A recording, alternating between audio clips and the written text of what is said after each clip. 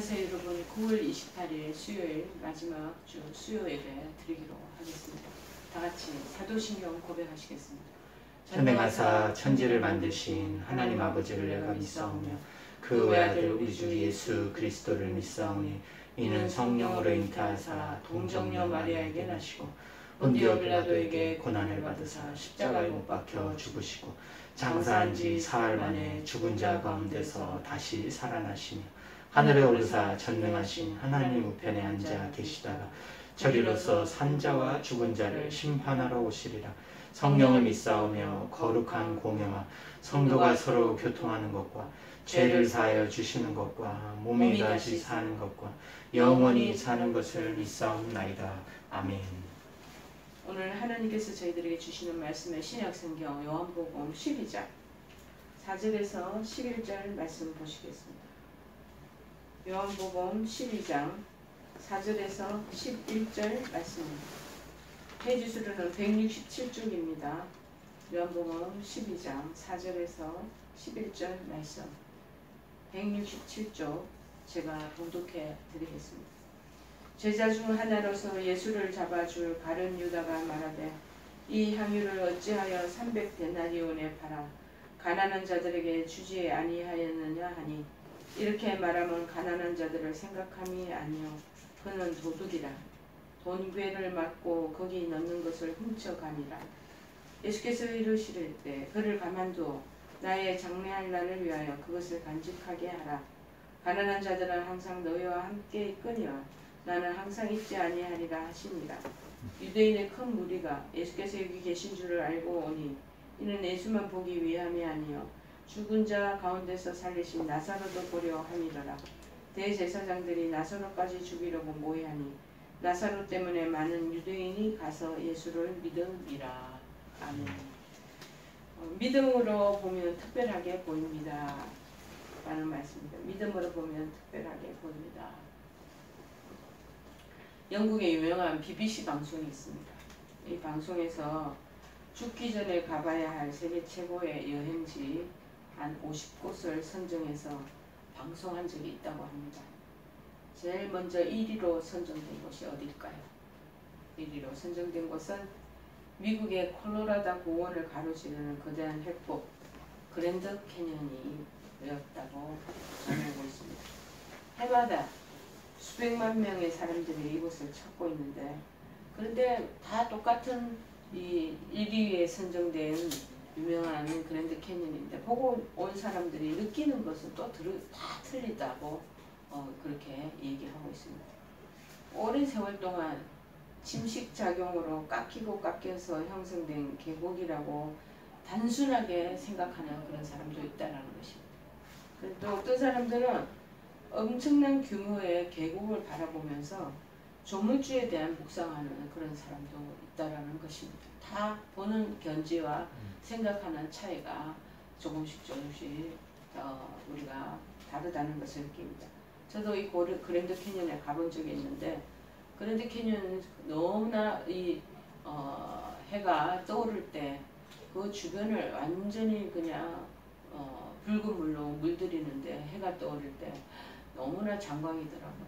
장관인데 마침 제 앞에 어떤 인디안 같은 사람이에요.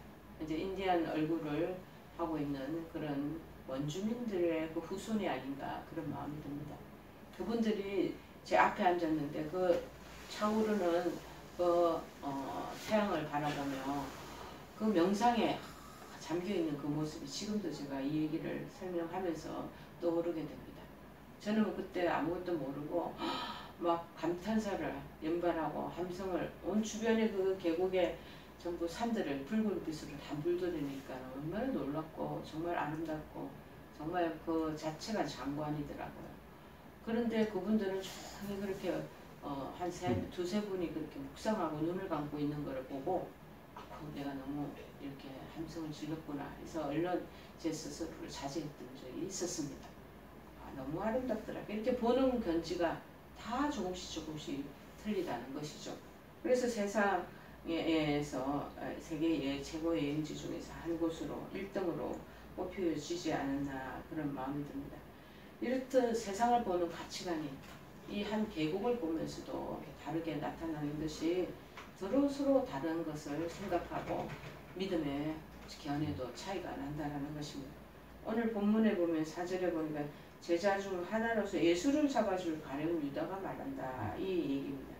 제자 중에 한 사람으로 뽑혔어요. 제자 중 하나 이미 그런데 뽑혔는 대로 불렸지만 12제자 중에서 한 사람으로 불렸지만은 부름에 또 다른 응답을 하는 그 아들 제자가 바로 유다가 아니었겠습니까? 이 요한 6장 71절에 보면 예수를 잡아줄 가룟 유다 이렇게 서술한 곳이 있습니다. 3년간 예수님을 따라다니면서 이 사람 도대체 무슨 생각을 하고 따라다녔는가 그런 마음이 드는 거죠. 예수를 따라다니면 내가 한 몫을, 한 자리를, 한 그 어떤 권력의 그 위치를 내가 하나 얻을 수 있겠지 하며 이분을 따라다닌 건 아니었겠습니까? 이렇듯 오늘도 세상의 것을 바라고 쫓는 자들은 환난의 날이 찾아왔을 때 돈을 받고 순결자를 잡아주는 자가 되는 것을 미리 나타내듯이 오늘날에도 그런 사람들이 얼마나 많겠습니까? 내가 줄을 잘 써야지. 정치 권력자, 그렇지 않으면 B라는 이 야당 측에 또 누구의 총수가 되는 사람, 그 사람을 쫓아다녀야지. 나중에 이제 그분이 정권을 잡으면 자기 한 자리 한 몫을 차지하려고 그렇게 줄줄이 그 줄을 타는 사람들이 있듯이 이 가룟 유다도 예수님을 따라다닐 때 나중에 한 자리 자기 권세를 차지하려고 그러지 않았나 그런 마음이 듭니다. 이 갈롯이라는 사람은 성읍들이라는 뜻인데 사마리아와 유대의 경계에 있는 도시 이름을 바로 가롯이라고 그랬다는 거예요. 그런데 이 유다는 바로 그 유대의 도시에 굉장히 똑똑한 사람이었다는 것이죠. 그래서 제자들은 그런데 똑똑한 사람 중에 한 사람으로서 도시 사람이에요. 쉽게 얘기하면. 그런데 나머지 한 제자들은 그 중에서 몇몇은 다 갈릴리 어촌의 어부 출신들이 많았고 또는 엠마오에 사는 촌사람 시골 사람들이 그렇게 많았다고 그럽니다. 그런데 이 가룟 유다만 아주 다른 한 자리 자기가 거기를 비중 있게 차지하겠다는 그 욕망 때문에 예수님을 따라다닌 것으로 우리가 알 수 있죠. 그래서 늘 예수님을 호시탐탐 로마 그 정부하고 서로 미리 음모를 꾸미고 결탁을 해서 잡아주기 위해서 따라다니는 마음으로 바뀌어지지 않았습니까? 12제자 중에서 이런 사람이 또 있다는 거예요. 5절에 보니까 이 향유를 어찌하여 300데나리온에 팔아 가난한 자들에게 주지 아니하였느냐 하니 이 향유를 어찌하여 마리아는 여자가 또 나타나는 거예요. 이 마리아는 예수님에게 비싼 향유를 부어 드리듯 정말 자기의 이 비싼 향유가 시집갈 때 지참금으로 쓰고 그것을 정말 자기가 여태까지 모아둔 향유에 제일 고귀하고 아주 값비싼 것인데도 아깝지 않고 정말 하는 주님께 다 드려야 되겠다라는 마음으로 가득 차 있었던 사람이 아니겠습니까? 그러니 자신의 삶도 이제 생명 살리는 그 일에 내가 쓰여지기를 바라는 귀한 뜻을 이분을 또 마리아는 가지고 있었다는 거죠. 근데 유다는 이 가룟 유다는 그 부분에 대한 조금이라도 그 사람의 마음을 읽지를 못하는 거예요. 이미 이분은 가룟 유다는 이 마리아나 이런 제자의 열심 있는 전심으로 주님을 섬기는 거에는 관심이 없고 딴 생각을 품었던 사람인 거예요. 그런데 이 부분을 이 마리아에 대해서 제일 불평을 하고 나중에는 제자 마태를 통해서는 나중에 같이 다른 사람들도 종용시켜서 같이 이 상황을 보고 분해하고 원통해하는 어찌 이렇게 아까운 것을 쓰냐라는 쪽으로 전부 다 귀기를 딛게 되는 그런 모습으로 마태복음 26장에는 나타난다고 보여집니다. 사도 요한을 통해서는 먼저 가룟 유다가 돈이 아깝다고 이제 불평을 했고 마태로는 제자들도 그 불평하는 소리를 듣고 이 부정적인 얘기를 하는 사람들 무리에 들어가면요. 처음에는 그런 사람들이 얘기하는 거를 그냥 듣고 경청하는 정도로만 이르다가 나중에 보면 점점점 자기도 야합이 돼버려요. 그래서 부정적인 기운이 확 끼쳐서 들어오게 되는 거죠. 그러니 마리아의 행동이 다들 잘못되었다라고 제자들도 다 이구동성 그 부분에 일침을 가게 되는 것입니다. 그것은 결국에는 이 마리아에 대한 불평이기도 하지만 결국은 예수님에 대한 불평으로 지금 언저리에 우리가 살펴볼 수가 있는 거죠.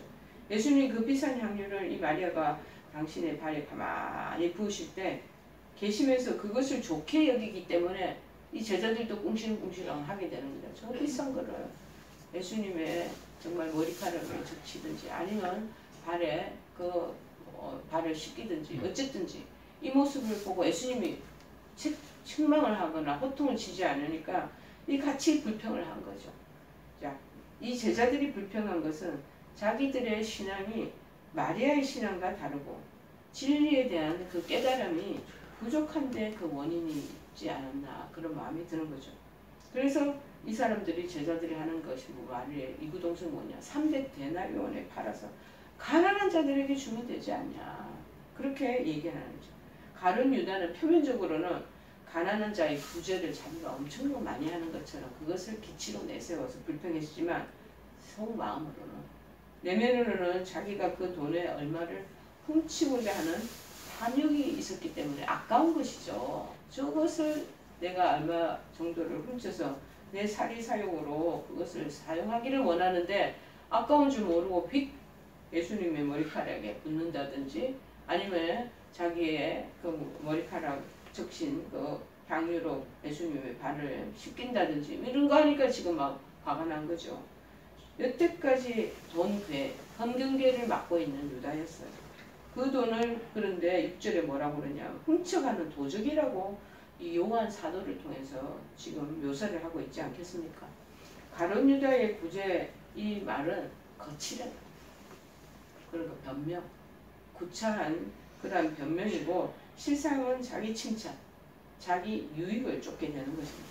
마리아는 정말 생명을 살리는 그 역사를 위해서 자기 모든 것까지도 아낌없이 쏟아부어내는 그런 순교적인 신앙의 모습을 보여주고 있는 것이죠.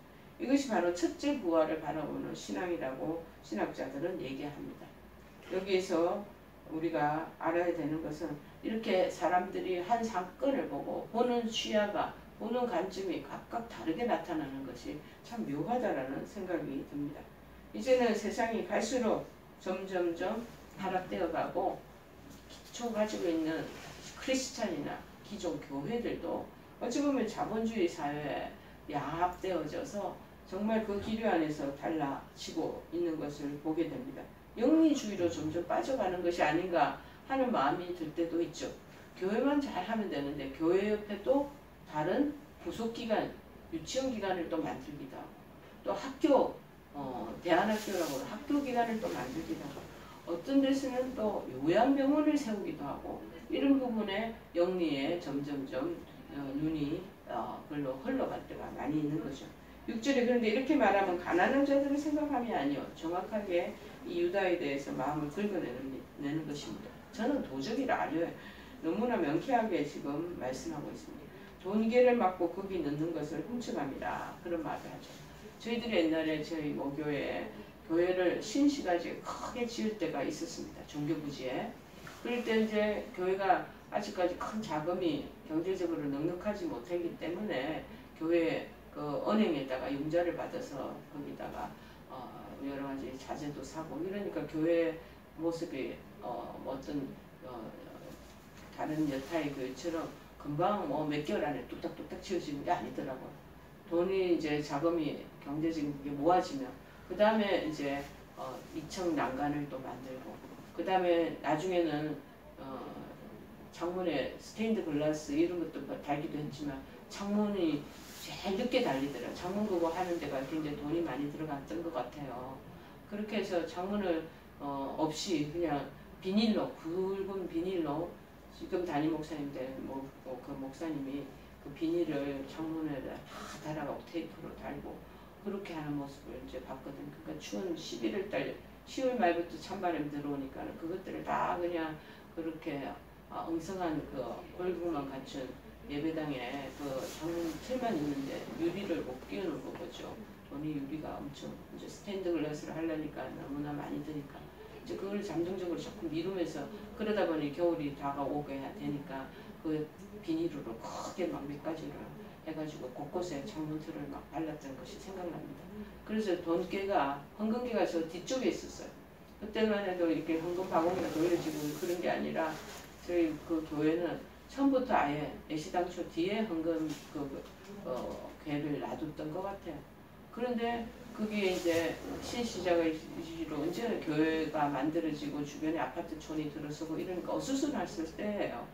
그런데 그 헌금계에 헌금을 누가 넣었는데 그 헌금계에 돈이 없어진 거죠. 누가 막 열쇠를 이렇게 공의적으로 막 그렇게 억지로 따가지고 보니까는 그 돈만 설딱 가져가지고 그 밑에 있는 헌금계 밑에 있는 상자, 나무 상자가 바깥으로 버려져 있더라고요.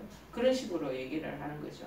그럴 때 이제 여기 그 당시 교회 그 담임 목사님 사모님이 큰 사모님이 아이고 누가 필요해서 가져갔겠죠. 그러고 웃으면서 얘기하는데 그런 얘기도 굉장히 좀 생소하게 들리더라고요. 저희들은 누가 이런 걸 돈을 손을 댄다 하고 막 흥분하고 이러는 상황인데 웃으시면서 항상 모든 거를 그렇게 누가 필요한 사람이 가져갔겠죠. 그렇게 얘기를 하더라는 거죠.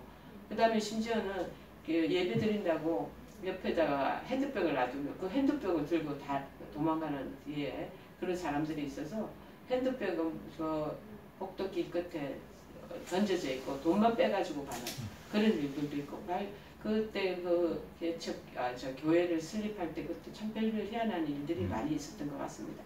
그렇게 동계에 헌금기에 돈이 있다는 거 알고 그렇게 지나가는 거지들이 그렇게 많이 들어와서 빼가고 그랬던 것이 생각이 납니다. 자, 그런데 이 유다를 도적이라 그러고 아예 명시를 해놓잖아요. 하나님의 영광을 가로차는 헤롯 왕도 도적이라는 그런 말을 쓴 적이 있습니다. 유다는 12제자 중에 제일 똑똑한 사람이에요. 그래서 회계를 맡아서 일을 하게 되는 거죠. 그런데 그 회계한 돈을 회계에서 받은 그 쉽게 얘기하면 헌금을 돈을 훔쳐가고 평소대로 제 마음대로 쓰지 않았나 그렇게 얘기하는 사람들도 있습니다. 그런 식으로 그는 모든 것들을 그와 기본 양심 없이 자기 욕심을 따라 살아가게 되었던 그 상황입니다. 그 나중에는 사도행전 1장에 보면 결국에는 자기가 예수님을 돈 30양 30에 팔았던 그 대가로 너무 양심의 괴로움을 자기가 받고 결국에는 목숨을 스스로가 끊게 되는 비참한 말로를 맞게 되었다는 것입니다. 유다가 이렇게 된 것은 뭐냐? 욕심을 너무나 많이 부린 그 결과로 나타났고 그래서 결국에 사람들에게 지금 후대에 많은 사람들에게 유다라고 그러면은 굉장히 좋지 않은 그런 평가를 받게 되는 것이 아니겠습니까?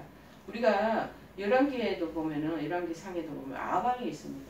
아합왕이 전쟁터에서 피를 흘리고 죽게 되는데 그 사람의 피를 개가 핥았다라는 것은 그 무엇을 얘기하는 거냐?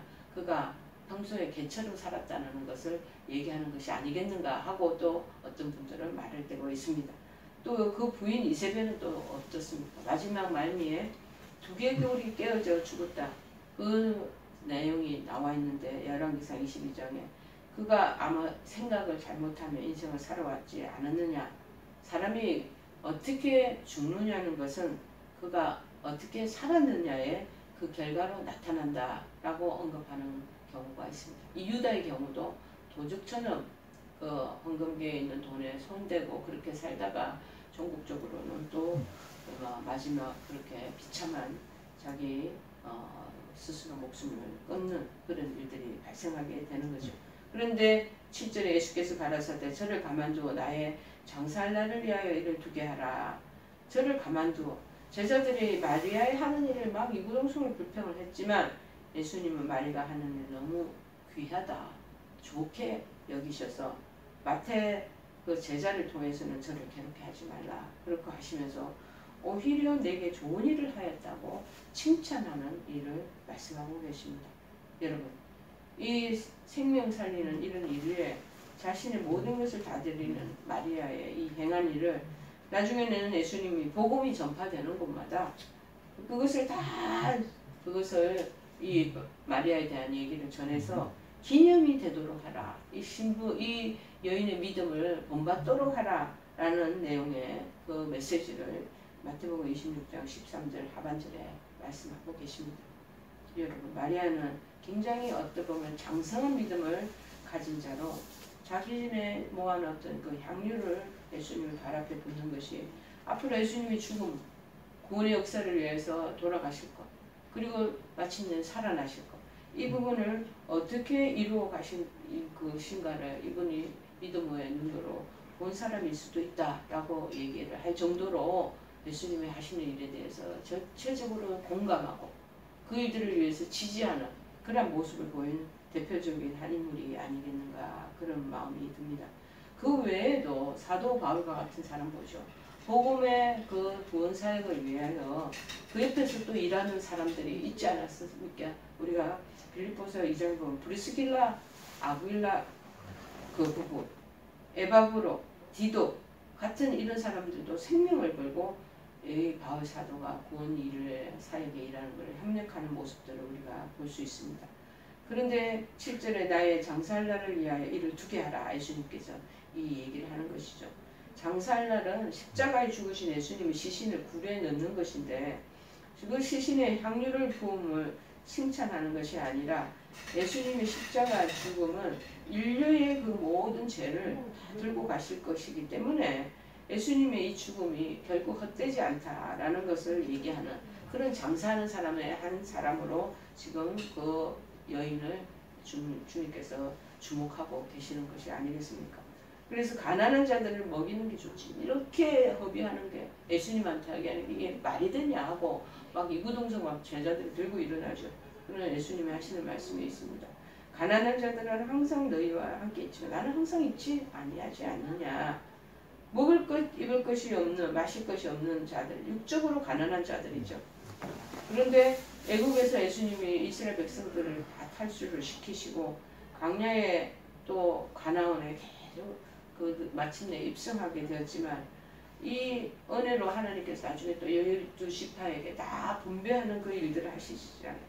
그런데 가지고 있는 그 분배된 그 기업도 지키지 못하고 그 모든 것들을 이방 숭배하는 그러한 이방인들이 하는 풍습처럼 그렇게 살다가 간 그 이스라엘 백성이 있지 않았겠습니까? 그런데 나는 항상 있지 않아요. 마리아가 이 구원의 역사에 자신의 모든 것이 쏟아지는 것이 예수님이 살아 계실 때 하는 것이 귀한 것임을 지금 알려주고 계시는 거죠. 누구나 헌신과 충성하기에는 항상 있는 것이 아니에요. 여러분, 늙으시면은 자기 몸 하나 건사하기도 굉장히 힘듭니다. 제가 9월 11일 주일날 설교에도 창조주를 기억하라. 언제? 청년의 날에, 청년의 해가 있을 때, 해 아래 우리가 살게 될 때. 그런데 젊을 때 그 몸을 다 드리는 기회가 지나가면 다시는 오지 않는다. 인생에 여러분 큰 길이 영세에서 이제 우리가 공부하는 시기가 다 끝나면 이제 한 20대 청년에서부터 우리가 그 70대 65세까지 은퇴를 하게 된다면 실제적으로 일할 나이는 한 40년? 45년 그밖에 없어요.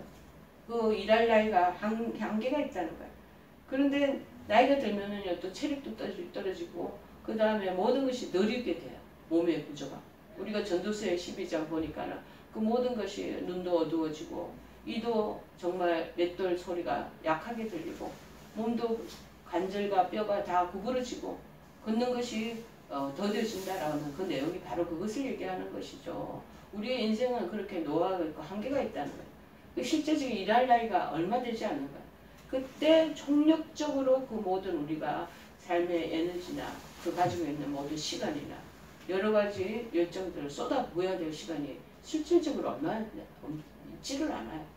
나이가 들어서 하나님께로 돌아오라. 우리가 복음을 전하고 우리 명동마다 다니면서 그러지만 마음을 빨리 받아들이는 사람은 없어요. 그거는 그 사람의 한계예요. 그 이후에 심판의 그 자리에 나아가는 거. 그거는 그들이 기회를 얻지 못했고 선택하지 않았기 때문에 그렇지 않겠습니까?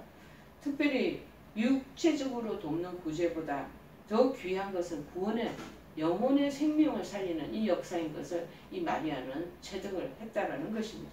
자, 그래서 마리아를 가만히 놔두라 하고 얘기를 하시는 거죠.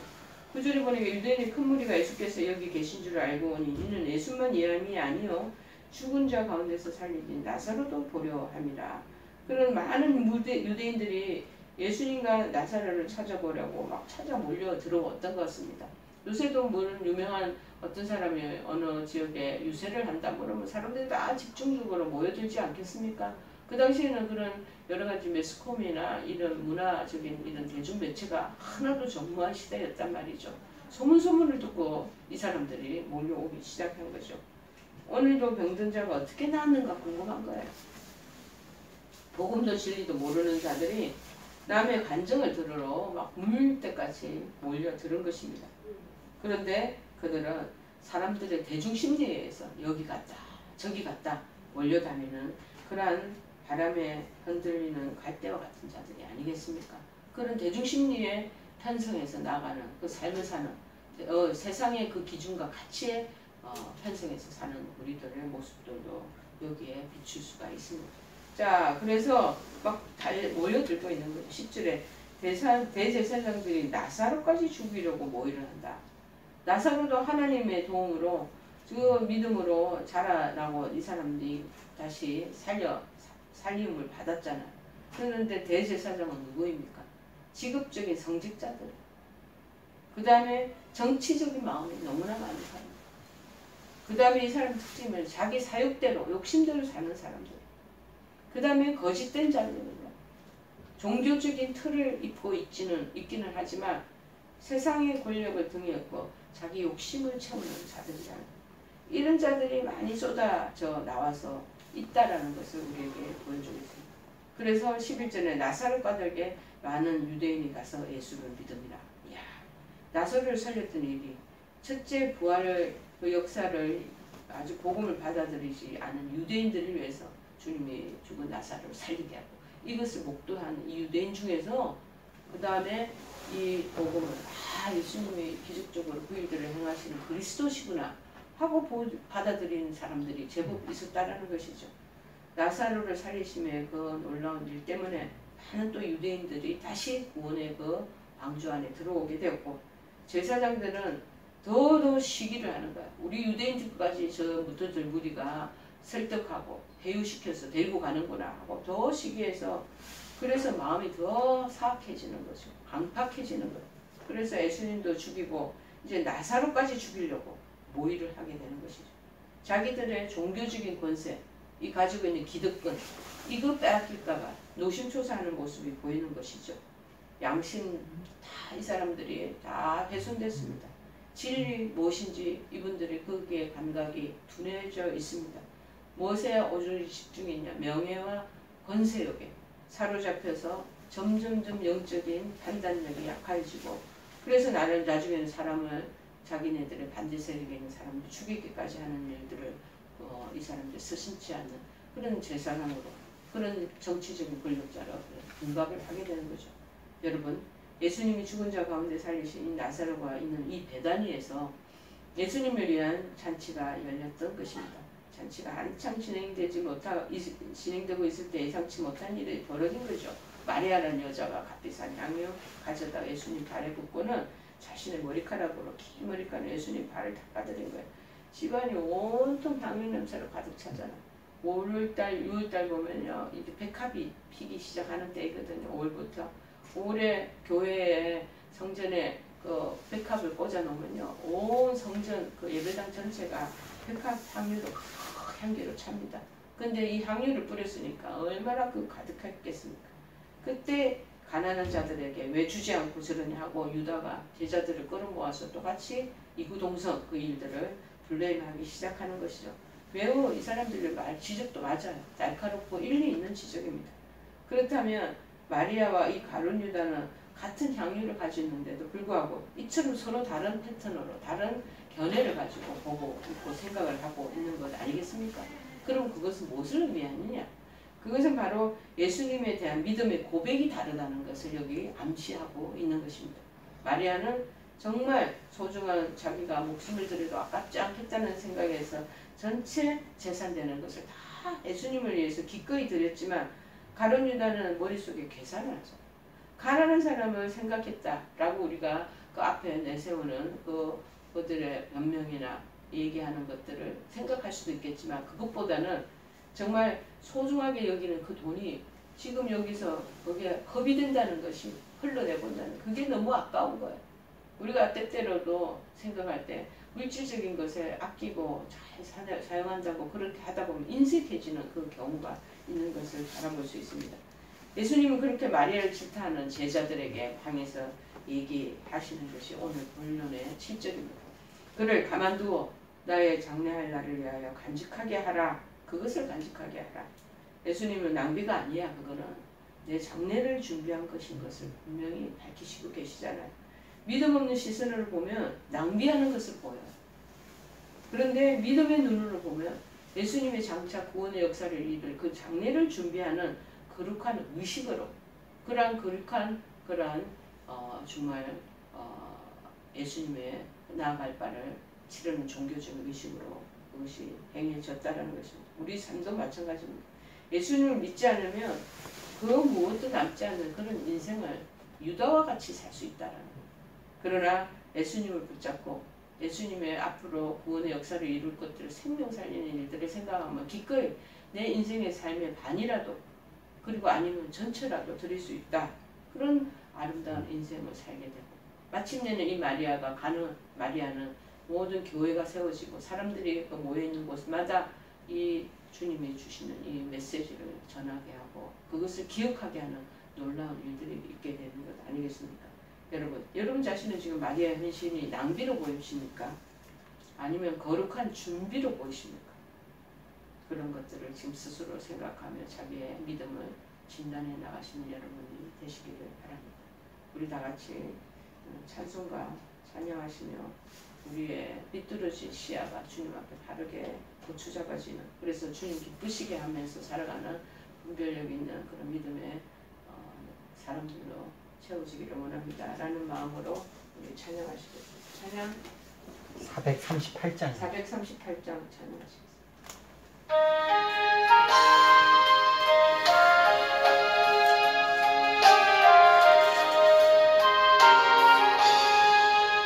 영원히 은총이고 중한 죄짐 벗고 보니 슬픔 많은 이 세상도 천국으로 화하도다.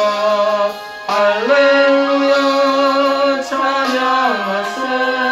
내 모든 죄 사함받고 주 예수와 동행하니 그 어디나 하늘나라.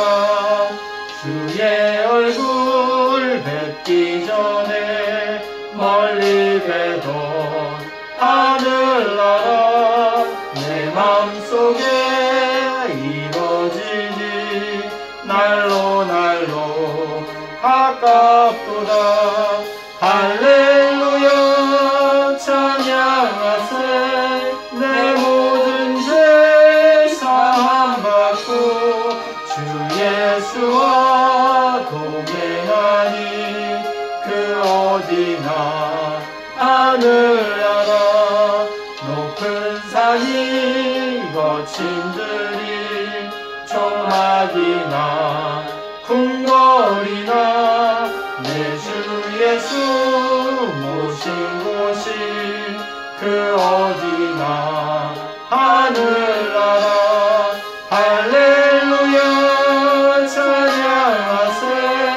내 모든 죄 사함받고 주 예수와 동행하니 그 어디나 하늘나라. 우리 다 같이 주기도문 하시겠습니다. 하늘에 계신 우리 아버지여, 이름이 거룩히 여김을 받으시오며 나라의 마옵시며 뜻이 하늘에서 이룬 것 같이 땅에서도 이루어지이다. 오늘날 우리에게 일용할 양식을 주옵시고 우리가 우리에게 죄 지은 자를 사하여 준 것 같이 우리의 죄를 사하여 주옵시고 우리를 시험에 들게 하지 마옵시고 다만 악에서 구하옵소서. 대개 나라와 권세와 영광이 아버지께 영원히 있사옵나이다. 아멘.